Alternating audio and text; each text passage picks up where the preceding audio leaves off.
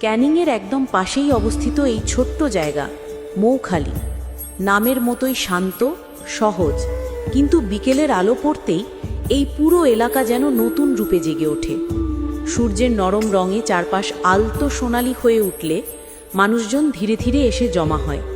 কেউ মোবাইলে ভিডিও করছে, কেউ চায়ের কাপ হাতে দাঁড়িয়ে গল্পে মশগুল, আবার কেউ কাছের রেস্টুরেন্টে বসে হালকা নাস্তা উপভোগ করছে।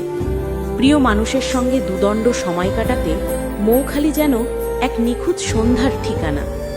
আর এই জায়গাটির সবচেয়ে মোহনীয় দিক, ব্রিজের পাশের জঙ্গল ঘেঁষা নদীর ওপর সন্ধ্যার ঠিক আগে দলে দলে পাখি এসে বসা।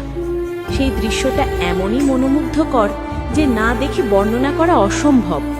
পাখিদের সেই শান্ত সমাবেশ, জল আর বাতাসের মিশ্র শব্দ, সব মিলিয়ে প্রকৃতির এক অনন্য মুহূর্ত সৃষ্টি করে। দিনের ব্যস্ততা শেষে এখানে দাঁড়ালে মনে হয় প্রকৃতির সৌন্দর্য একবার নয়, হাজারবার দেখার মতো।